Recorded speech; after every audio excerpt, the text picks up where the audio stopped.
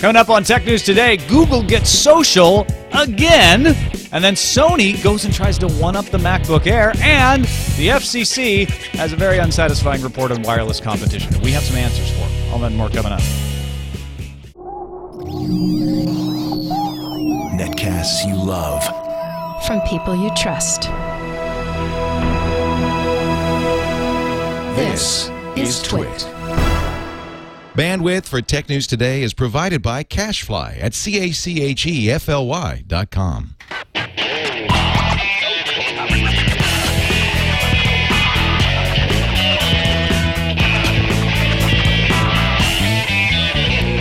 This is Tech News Today for Tuesday, June 28th, 2011. Tech News Today is brought to you by FreshBooks, the easy online invoicing service that gets you paid quickly and makes you look professional. Get started with a free package at FreshBooks.com.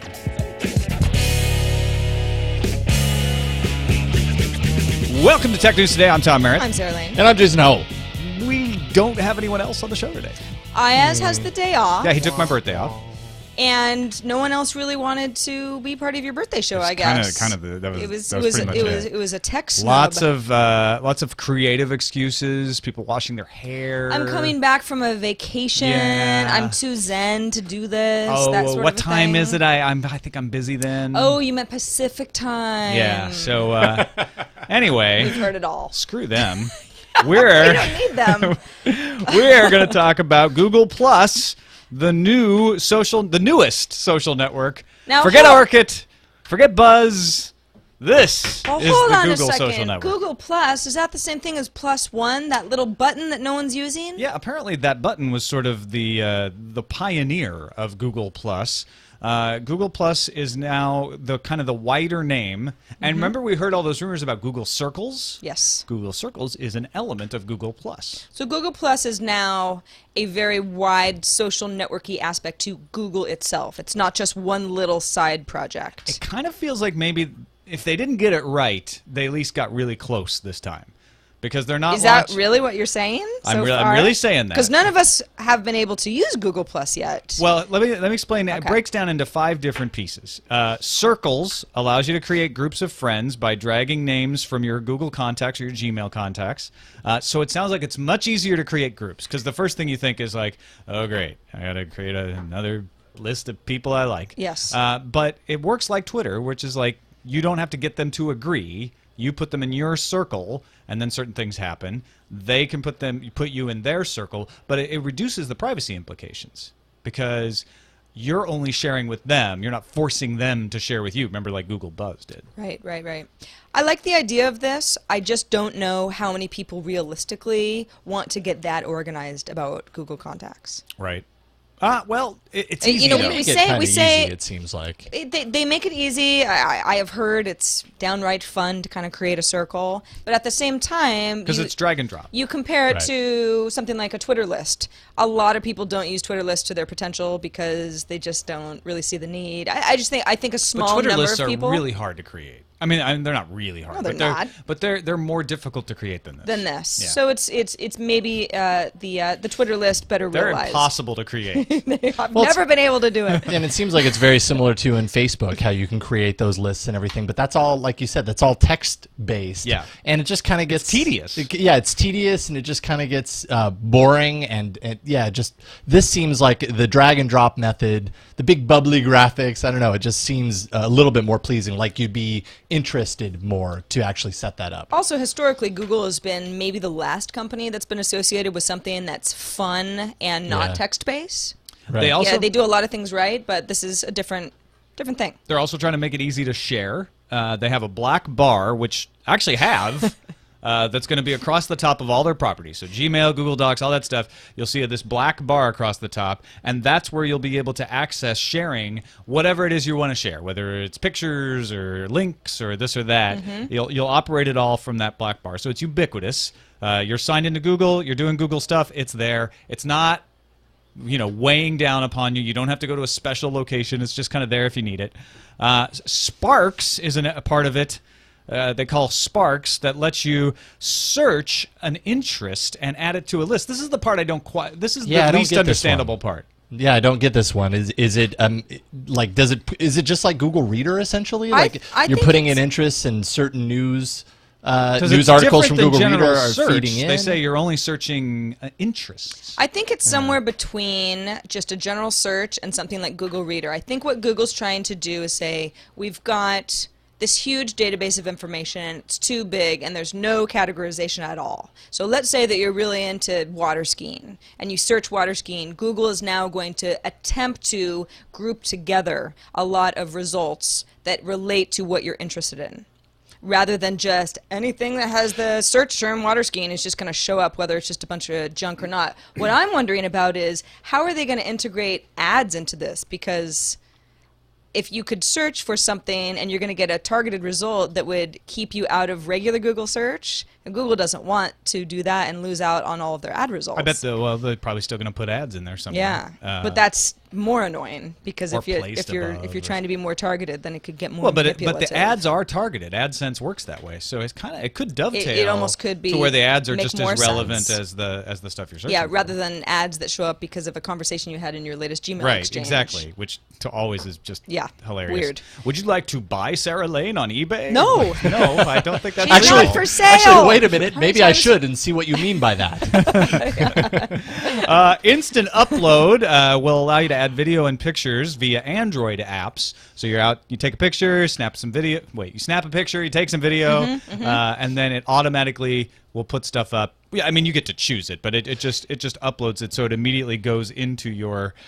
You probably shouldn't have shot that video that they're showing. Right Oh, now. I guess that's- not. Yeah, here, that's let me sort of embarrassing. They're having a good time. No, they're having a great time. I'm Yeah. just kidding. It actually brings it right into there in a private folder so that you can then choose from all the things that have uploaded over that amount of And time. then what you want can to make share public. them, but they're always available. Yeah, I for like you. that. Yeah. I like that idea. Huddle allows you to send messages across Android, iOS, and SMS. So you say you've created these groups, right? Group messaging, And then the idea here too is Google is saying instead of being friends with everyone in the world and talking to everyone at once, you have your family group, you have your work group, you have your I'm interested in water skiing group. And so if you want to send a message like, hey, I want to talk about the new water skiing park, you just send it to that group, and they would get it wherever they are, whether they're on their app or on SMS.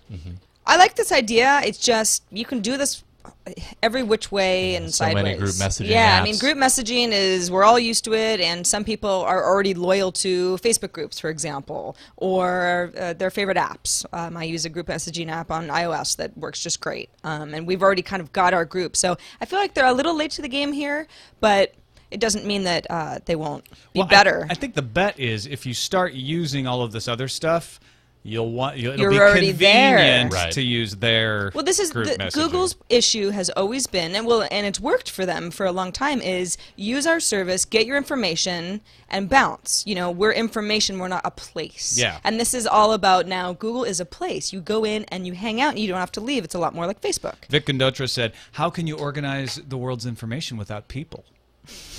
Or Vic. something like that. Finally, Hangout is a group video chat part of Google Plus that allows you to take your group. Maybe on Huddle you say, let's do a group video chat. Then you all join in, and everybody shows up on the screen while they're talking automatically. You don't have to switch between them, right? Yeah, no, I would say that this to me is the most exciting aspect of what they're rolling out here, because there really isn't, like, Facebook isn't doing this right now. Maybe they will eventually, but they aren't. And essentially you can have Skype isn't even doing this. You can have this group conversation, and the minute someone on another camera starts talking, they take the main screen and everybody else's chat windows. And so you're actually having a conversation without any need of chatting or switching the cameras. You can also do things like have a shared viewing experience with YouTube, so you can propose and push a YouTube video out to everybody else's player and watch it and talk and discuss it and hang out. I wonder if we could use that on TWiT.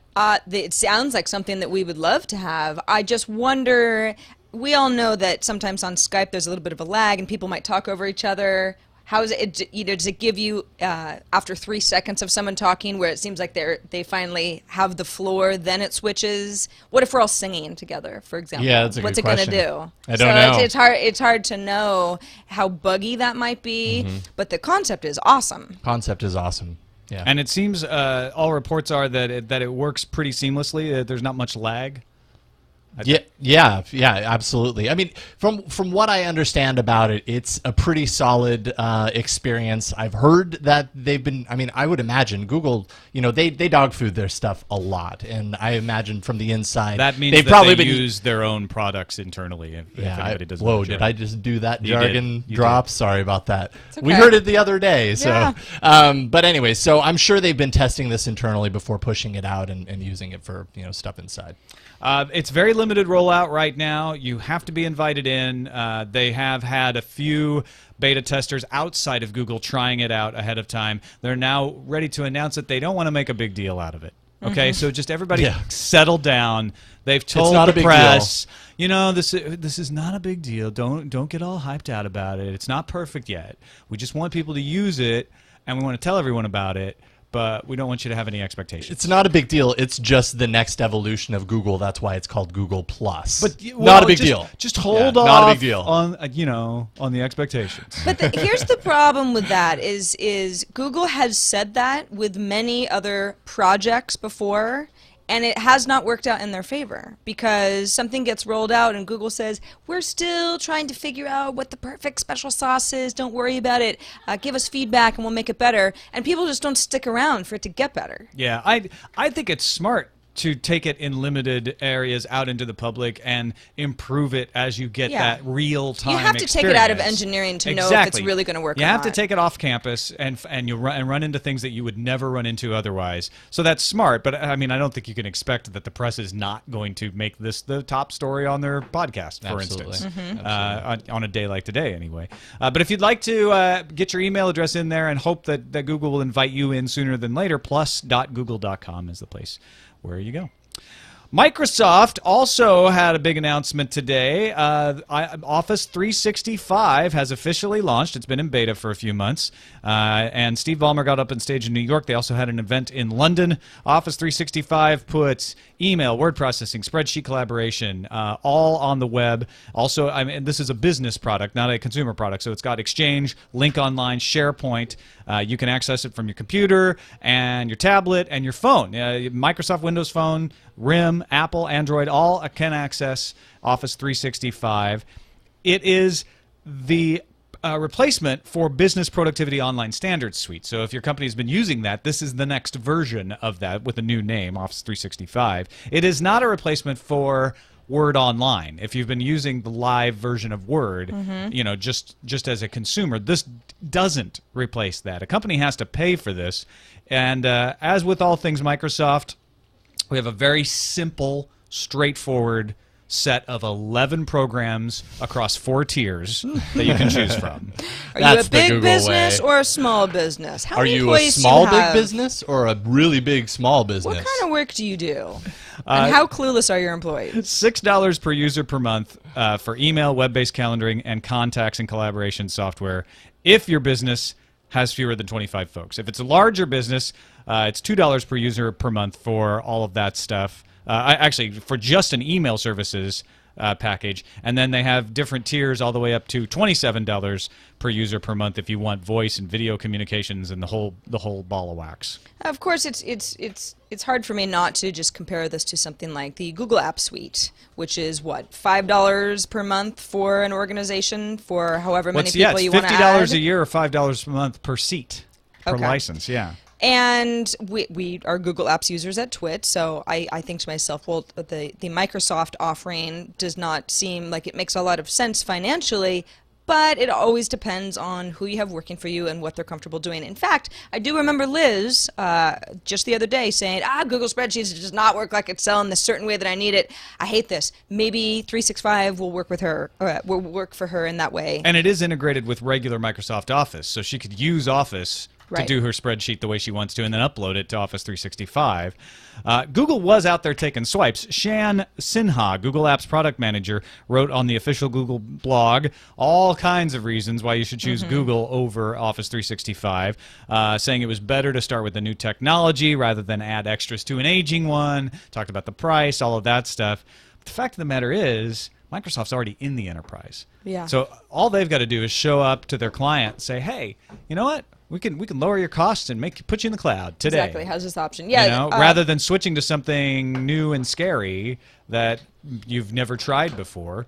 Google's making some inroads, but they're not nearly present in the enterprise the way Microsoft is. Yeah, Google also seems to want to lead people to believe that the Microsoft cloud service is very much for an individual to have stuff in the cloud, and Google is more of a collaborative tool. Oh, yeah, well, yeah. they're both collaborative tools. I don't really know why Google would say that they're more collaborative. Microsoft's been doing SharePoint forever. Yeah, I mean, and this is has the same functionality. They've been doing collaboration, and this, yeah, exactly. SharePoint is among the tools in Office 365. Also, Bell Canada, Intuit, NTT Communications, Telefonica, Telstra, and Vodafone are some of the partners that have announced they will resell Office 365. I guess the advantage there is if you're already doing business with these telecoms for certain infrastructure or cell phone packages, you might be able to get a discount or some kind of integration in there as well. Or you just don't have to teach anybody how to use anything else besides Microsoft products. Yeah. It's probably just going to be more familiar, and some people might dish out a little bit more money than they need to just keep things easy. I also like the fact that Microsoft will host it for you. They'll even give you a dedicated server if you want, or you can host it in your own data center. So it does give the enterprise some flexibility that they don't get elsewhere as well. T-Mobile has announced the MyTouch 4G slide. Lots of hands-on reviews starting to come out on the web today. Think of it as sort of the HTC Sensation with a slide-out keyboard. There's some other differences in there. It has a this MyTouch 4G slide has a 1.2 gigahertz dual-core Snapdragon processor, only a 3.7-inch Super LCD screen, but it still has the 8-megapixel camera, the ability to record in 1080p, modified Sense UI. I think it's still on the second fastest of T-Mobile's 4G networks, what they call 4G. It's HSPA+, gets you about 14.4 megabits per second. But what's got everybody all excited is the camera. 8 megapixels. Megapixels? Yeah. Yeah, 8-megapixel camera with a dual LED flash. They're saying it's zero shutter lag, backside illuminated sensor, f2 aperture lens, all included. Not to mention 1080p video recording. Other camera-centric features include panoramic photo, HDR, something called burst shot. Takes a bunch of pictures at once. This has got the camera geeks saying, I got an f2 aperture lens. I have this thing with me all the time. I've got a really good camera. This is better than a very good point and shoot that I take on all my vacations, which takes nice pictures. But then it's everything. I mean, this is a cool small camera that you can slide in your pocket and go and take with you wherever. But then it's also a computer. Yeah. I mean, it's almost like a camera first because it's such an awesome camera with all of this other stuff. So if you're really into photography, above all other things, I don't think you can do better than this. you might want to At least not right now. check this out. Not yet. It's an Android phone, by the way. I don't think we mentioned that. I can't remember if it's Android 2.3. I did not write that 2.3. It is 2.3. Yes. Okay, look at that. I actually remembered something for once in my life. Let's take a quick break and thank FreshBooks for their sponsorship of Tech News today. I went to Podcasters Across Borders in Ottawa this weekend, and I was shocked how many people used FreshBooks there. And it came up. I was sitting at lunch, and one person said, "Hey, you know what? I know FreshBooks is a sponsor of Tech News Today. I use FreshBooks, and I love it." And then like 3 other people around the table were like, "FreshBooks sponsors your podcast? Oh, that's cool. I use FreshBooks too." Is FreshBooks a Canadian company? I think they might be because believe Amber so. MacArthur's the one Exactly. who originally told us about FreshBooks. Anyway, if you're a small business owner, a freelancer, consultant, anybody who does invoices, you're going to save yourself time, money, and frustration if you sign up for FreshBooks. You get 3 clients for free, so you can just try it out with a couple clients, see how you like it. And it's not much more expensive if you got more clients than that, which you probably do. And it once you put the information in for your client, you've done all the work you're going to have to do on these invoices other than, like, pay me this month much by this date. They email out the invoices. They accept 11 different payment options. They send reminders if they're late on the payments. They do all of that stuff for you. And if you've got old-fashioned clients that you need that, like, I have to have a paper invoice, for a little bit of extra money, they'll actually print it out and send it for you as well. So, I mean, you can be extra lazy like me. It's like having a and still personal invoice. assistant. Plus, if you say, I heard about it on Tech News Today, they will sign you up to possibly win a free birthday cake. Doesn't even have to be your birthday in order to win. Every week, FreshBooks is giving away a cake to one of our audience members. So try them out. Sign In up for fact, the free version. Eric Masiello tweeted us this morning and said, I was just notified I won a cake for signing up on FreshBooks using TNT as the promo code. Congratulations, Eric. Yep. So check them out, freshbooks.com. He got your birthday cake. Yeah, that's where it went. And we thank them for their support of Tech News Today. Sony has got a MacBook killer out. What? Or actually, it could be a MacBook Air killer. Sony's new VAIO Z, an ultra-portable laptop, 2.6 pounds, 1.18 kilograms for those of you in the rest of the world. And it packs in a 256 gigabyte SSD, 1.3 megapixel webcam, matte LCD display, 1600 by 900, or an optional 1920 by 1080, and you can upgrade to full HD display as well. So it's kind of a MacBook Pro and an Air killer. I know. I can't decide which one it is. Yeah. Although it's only a solid-state drive, so I guess it's really more of an Air killer. But the thing that's key about it is it comes, or you can get this thing called the Power Media Dock that plugs in to the USB 3.0 port. It's got two USB slots, one of which is 3.0, but that USB 3.0 slot also works as a LightPeak connector. So this Power Media Dock uses LightPeak protocol to give your laptop, your little ultra-portable laptop, both a Blu-ray drive and an AMD Radeon HD 6650 graphics chip with 1 gig of video RAM. But why would they make it a USB port? Because then you can't use anything else that's LightPeak enabled. It's very Sony, isn't it? Yeah. It's LightPeak, but you won't be able to use it for anything but the Power Media Dock. Oh, yeah. I think they're trying to save a port. I think they wanted to say, let's have two USB ports here, but we want to use LightPeak because it's better for, if we're going to have an AMD video in the short term, card it actually makes more sense because you can do more with USB ports. But in the long term, it might be kind of annoying. Yeah, exactly. So this thing I'm kind of salivating over. It's a little bit pricey, though. They haven't announced any U.S. availability. In Taiwan, you'll be able to pick up that 1080p model plus the dock for 94,800 Taiwanese. That's about $3,270 U.S. And that'll come in July. The U.K. is already offering it. You can get it in the U.K. without the dock for 1,434 pounds. So that's $2,294 U.S. And then the dock will run you an additional 400 pounds, so $640 U.S. So that's it's pricey. That's not Air price. Yeah, I was going to say that's not an Air competitor. Yeah. No, this is not a bargain.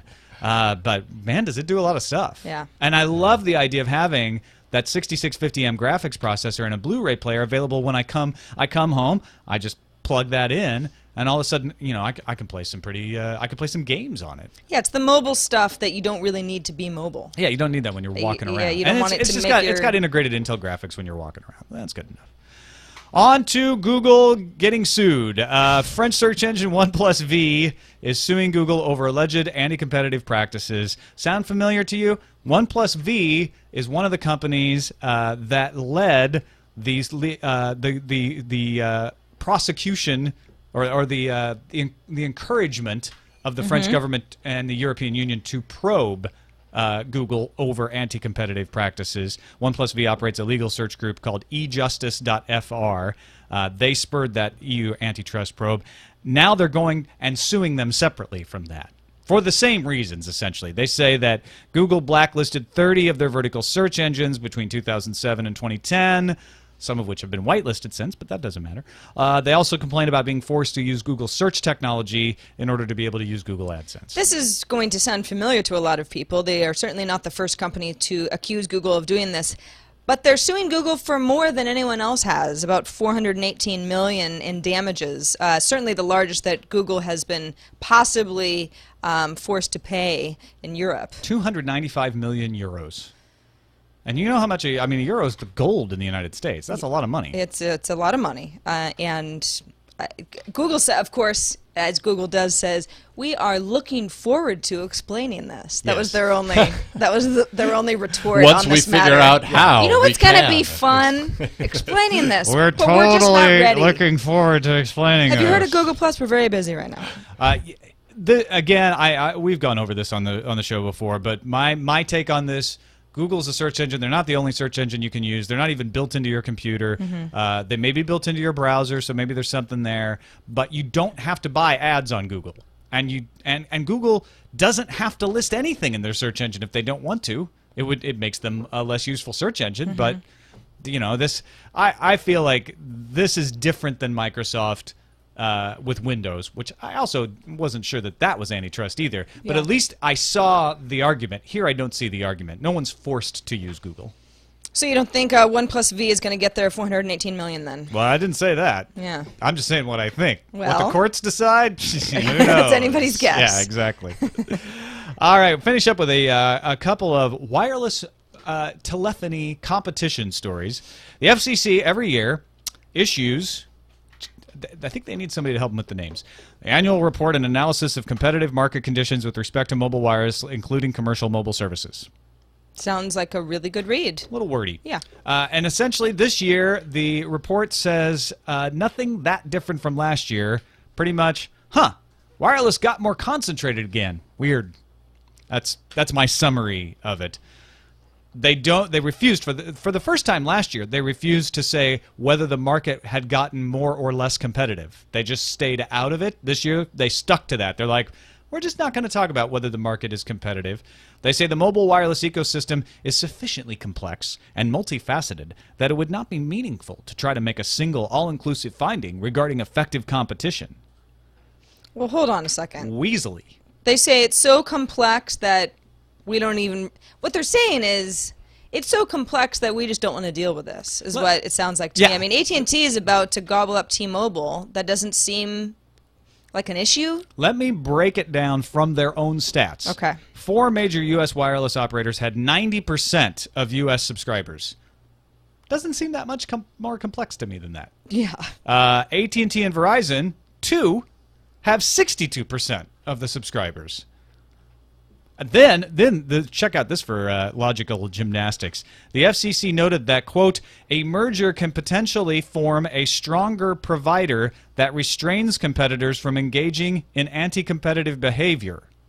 Okay, hold the phone. So if we go from 4 majors to 3, it'll get more competitive because the big provider will stop those little providers from their anti-competitive So AT&T buys T-Mobile, for example, and that's good for everybody because then AT&T and T-Mobile don't have to compete with each other and cause friction for all involved. They'll be AT&T will become so big fuzzy math that Sprint and Verizon won't be anti-competitive. I don't think I agree. FCC. I'm not sure they understand. No, I don't actually think that they understand anti-competitive behavior. Unless they just want less of it. Yeah. Anyway, it's almost entirely weaselly. That would be, I can't escape that precise definition of this report. Meanwhile, LightSquared, which we've talked about before, wants to enter the wireless competition market in North America. They would like to put up satellites and beam wireless connectivity down onto the ground in the United States, and I believe Canada and Mexico eventually as well. We have reported on how there's been some concern about interference with GPS.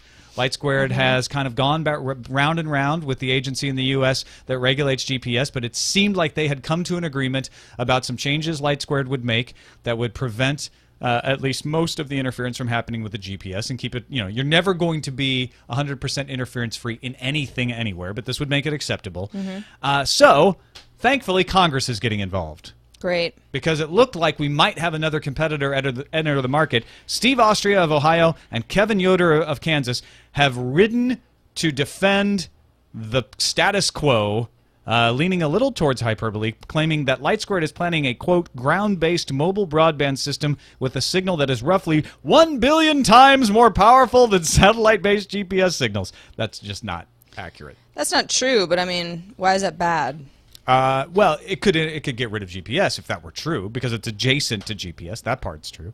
The amendment requires LightSquared to prove that its planned pan-USA LTE network won't interfere with GPS systems before the FCC would be allowed to spend any money altering the company's license to enable it to build that network. So, unless they can prove a negative, we will not allow any other competitors into the space. You know, it's interesting. LightSquared is saying our FCC filings go back to 2001. We've already brought up some of these potential issues. This is not new, people. And they've worked through them. Yeah, that was a decade ago. The agencies that were most concerned. Right. with this, and we've talked about that on the show before. So this is just basically saying, you know what, we don't believe the scientists. We don't believe the people who actually know what's going on here, and we don't trust them. We actually believe the people who contribute to our campaigns, and therefore we're going to stop competition from happening. We fear what we do not understand, therefore this should not go through. It's a clear case of the government interfering in order to prevent competitiveness, and that I do not like. So, amen, Tom. I'm moving on to News Fuse. Watch what apps you have installed if you get pulled over while driving through the United States state of Arizona.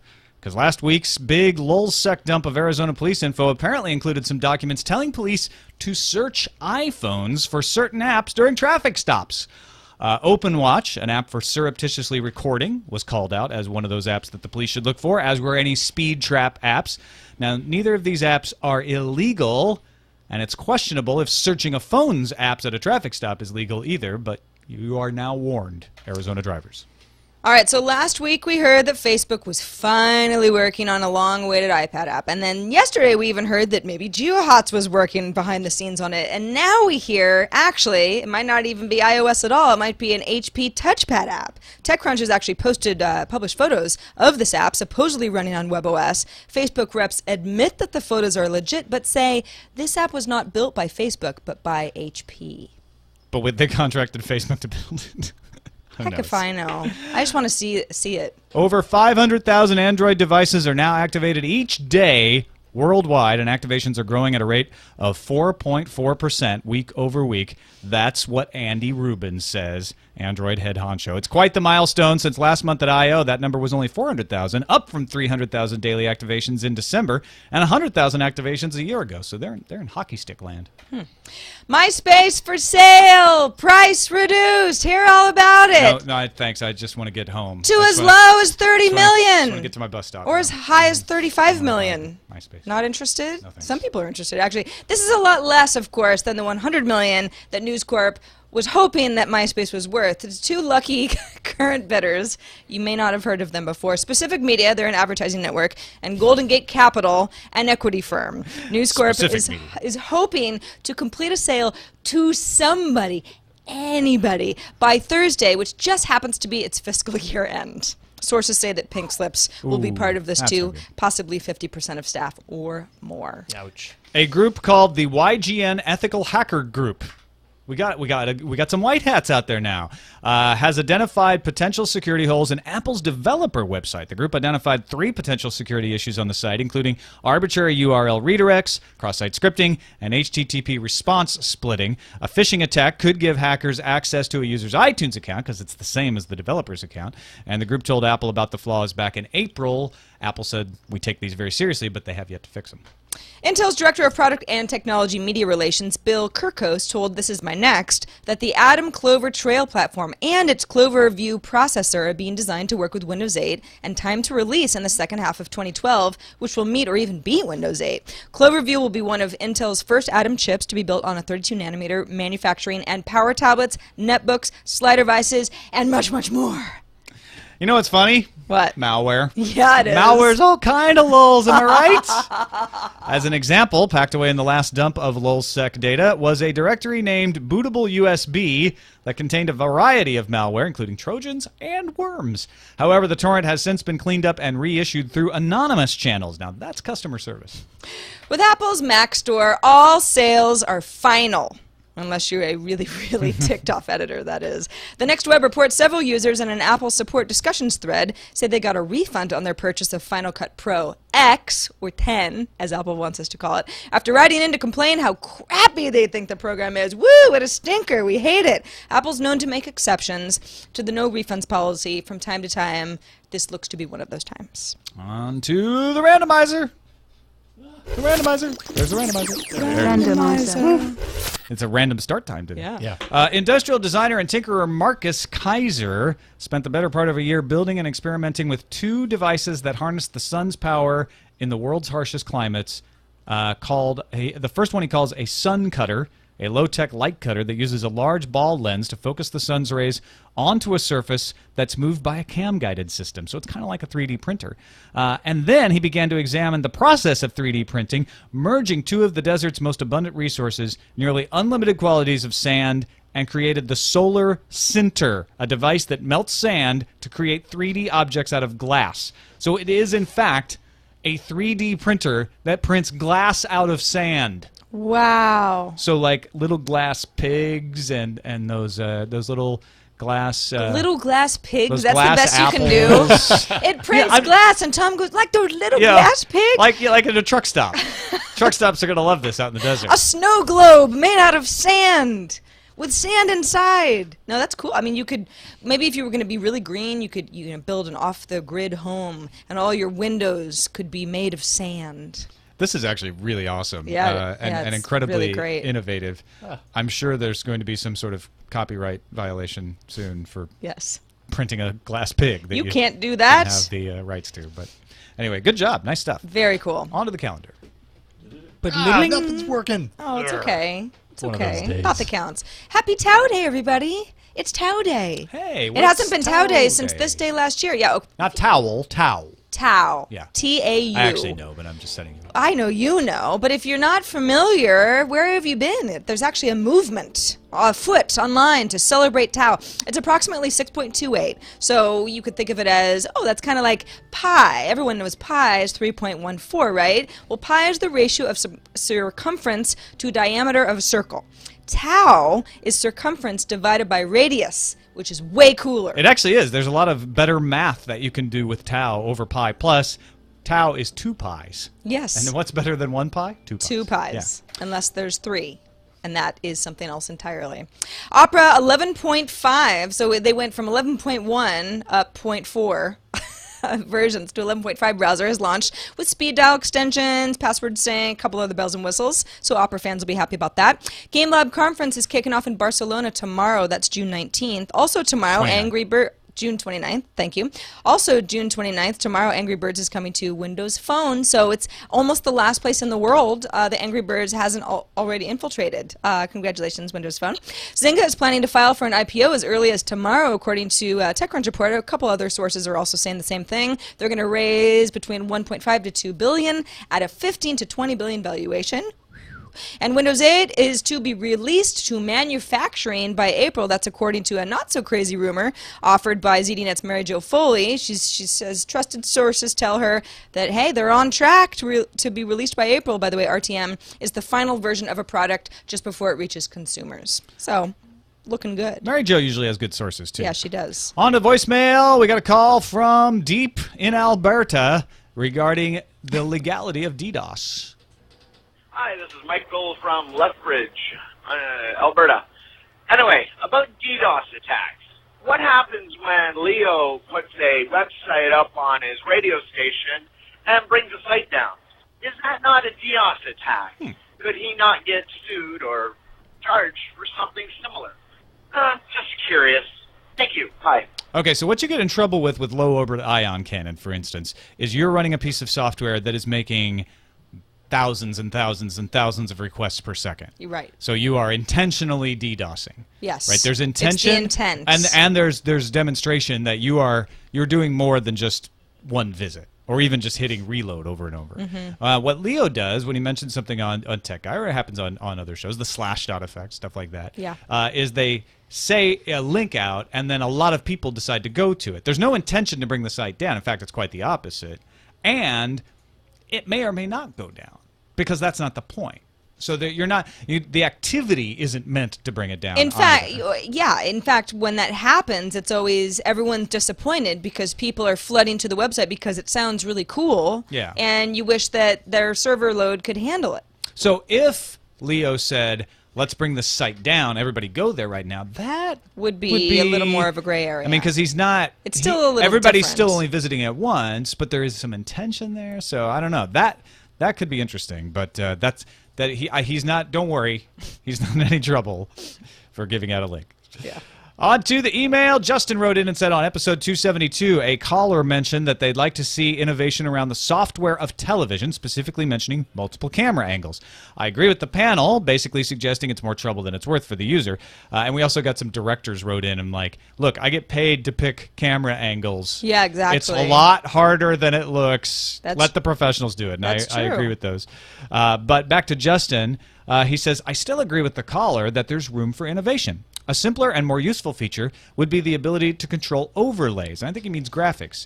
For example, when I'm watching football, I'd find the league scores ticker to be generally annoying, so I'd like to just turn them off. Basically, take Google TV, give it an Apple UI, and then separate video overlays and program metadata in a separate data channel that the user can manipulate. Like computer software, the content provider could include default settings in the data channel so users don't have to mess around if they don't want to, but the option is there for those who want it. And come to think of it, maybe it's a way for online content providers to innovate and give us a better experience than traditional broadcast media. Yeah, I mean, what if you could overlay chat, on sort of like a right-hand rail of any TWiT show? Some people would want that. Many people might not, but it would be nice to have the option. Or let's say you want to watch a baseball game just clean. You don't want any tickers. You don't want to know what's going on in another game. I like that information, that'd be awesome. but that could be really distracting for other people. It would be cool to have...